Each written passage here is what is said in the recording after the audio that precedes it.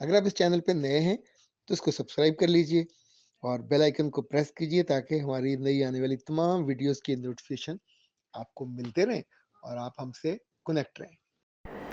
बिस्मिल्लाहिर्रहमानिर्रहीम। खातिर हज़रत, मैं हूँ अख्तर अब्बास और आप सबको मेरा सलाम पहुँचे। ये सूट ईद का बिल्कुल नहीं है, बस आज मूड था इसलिए कुर्ता पहन लिया। हमारी बेगम बहुत इस लिहाज से अच्छी हैं कि वो अपने तौर पे, वैसे कढ़ाई मुझे आमतौर पर नहीं पसंद नहीं करता, लेकिन वो चूँकि जब ब्रांडेड होता है तो साथ उन्होंने कढ़ाई दी होती है। अच्छा, मुझे ये इसलिए इसका जिक्र करना पड़ा, आज कम से कम 4 बच्चियों ने इतना उम्दा सवाल किया है कि दिल खुश हो गया। इनमें से 2 की तो शादी अभी भी हुई है, 2 पुरानी शादीशुदा हैं, ये शादी याफ्ता हैं।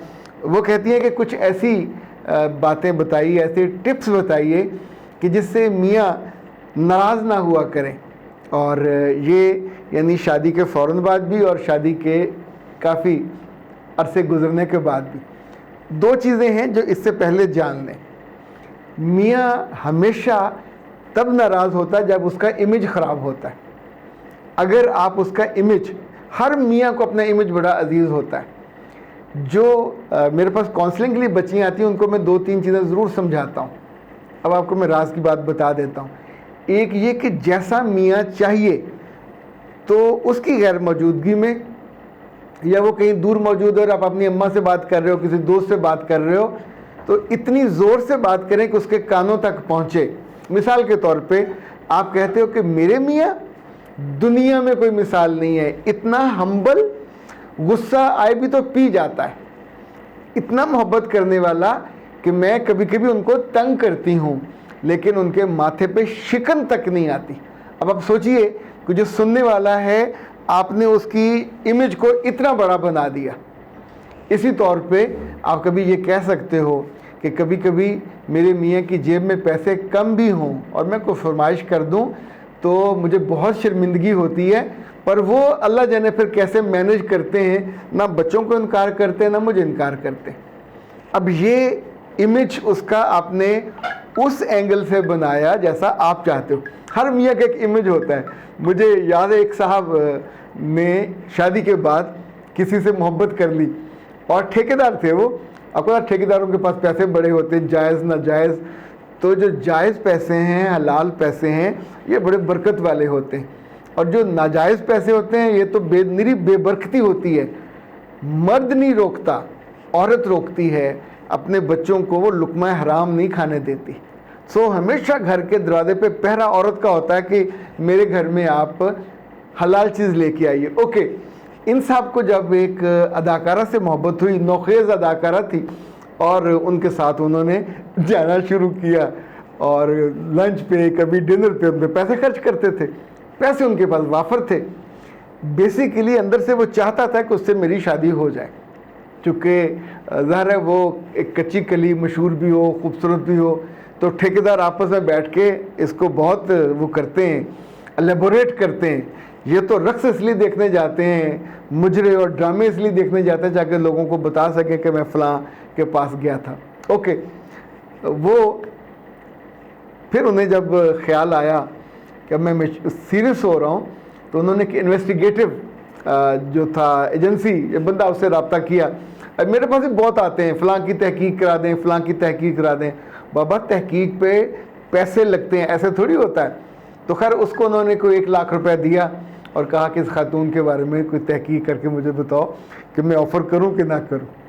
तो उसने बताया कि जी फ़ाइन, बहुत करैक्टरफुल है, नंबर 2 ख़ानदानी है, ख़ानदान में, पूरे ख़ानदान में कोई स्कैंडल नहीं है, नंबर 3 बहुत पढ़ी लिखी है, फ़लाँ यूनिवर्सिटी से उसने मास्टर्स की डिग्री की है और अब आई है तो इतने ड्रामों में काम कर रही है, और टीवी वाले ये कहते हैं कि उसका फ्यूचर बहुत अच्छा है। लेकिन सर एक ख़राबी है, इन दिनों किसी बदनामे ज़माना ठेकेदार के साथ डेट पे जा रही है। तो अब उसके बाद ठेकेदार तो वो खुद ही था। तो इनफैक्ट ये जो इमेज होता बंदे का, ये वो खुद अपने आप को तो बड़ा एलेबोरेट करता है, दूसरे उसके बारे में क्या सोचते हैं, that's very important. I don't know बाद में उसने शादी की कि नहीं की, वो तो चूँकि मैंने जितना वाक़या मुझे इससे रेलेवेंट लगा वो मैं आपको बता रहा हूँ। अच्छा जी, ख़वातीन, मियाँ जब सुबह जाने लगे तो जाने से पहले जब नाश्ता कर रहे होते तो उनसे पूछ लें कि कुछ बात करनी है, अभी टाइम है, या आपको लिख के दे दूँ। पूछ लें उससे अभी टाइम है या लिख कर दे दूँ, तो दफ्तर जाके देख लीजिएगा। ज़रूरी नहीं कि आप तकरीर फरमाएं। अच्छा, इसके बिल्कुल उलट, जब मियाँ घर आए उस वक्त फरमाइश नहीं करनी, ना सब्ज़ी की, ना दाल की, ना आटे की। जब दफ्तर में है तो आप मैसेज कर दीजिए, मुसलसल कर दीजिए कि ये जो चीज़ें शॉर्ट हैं वो लेती आइए। ये भी हो सकता है कि आप फरमाइश अगर वीकेंड पे आप ग्रॉसरी करते हो तो वीकेंड का, लेकिन ये मियाँ से अंडरस्टैंडिंग के साथ हो, उसकी जेब में पैसे होने। मर्द तब तक बहुत अच्छा होता है जब तक उसकी जेब में पैसे होते। जिस लम्हे मर्द की जेब में पैसे नहीं होते तो या तो वो कोकोन में घुस जाएगा, या वो खामोश हो जाएगा, या फिर नाराज़ होगा बात बात पे। दूसरी बात, अब ये बड़ी ईद आ रही है, इस पे आमतौर पर लड़ाई होती है। अब ये फरमाइश नहीं है, आप चाहते हो कि आपके घर कुर्बानी हो तो पिछले 6 माह पहले से आपको कोशिश शुरू कर देनी चाहिए। आप महीने का 5-5 हज़ार रुपये भी बचाओ तो आप सोचें 25-30 हज़ार रुपये आपके पास हो जाएगा। आराम से ला के मियाँ के हाथ पे रखें कि मियाँ जी ये मेरे और मेरे बच्चों की तरफ से हमारा कंट्रीब्यूशन, बाकी तो आपने कर ही लेना है। अगर आप वापस करना चाहो तो हम ले लेंगे, लेकिन ताकि थोड़ा आपको, जो हमारी मोहब्बत का इजहार है, अल्लाह जो अजर देगा, सवाब देगा, उसमें भी हमारा हिस्सा हो जाएगा। अब आप ये करेंगे तो मियाँ कभी नाराज़ नहीं होगा। लेकिन जब आप फरमाइश करेंगे, फ़लाँ ने बकरा ले लिया, फ़लाँ ने ले लिया, फ़लाँ ने ले लिया, लोगों के कहने पे या लोगों को दिखाने के लिए जो फरमाइश होगी, मियाँ हमेशा उस पर नाराज़ होते हैं। इसी तौर पे शादी ब्याह पे जाना हो तो पहले से तैयारी करवाएं। और तैयारी का तरीका ये है कि जब मियाँ की तनख्वाह आए उन दिनों फटाफट जो शॉपिंग करानी है, एक्स्ट्रा कोई शादी का ख़र्चा है, कोई बच्चों को लेके देनी है, कोई फीसें देनी है, तो काम करवा लीजिए। महीने के आखिर में जब भी आप फरमाइश करोगे तो फिर मियाँ नाराज़ होंगे। फरमाइशें ऐसी नहीं होती कि जिस पे मियाँ नाराज़ हों।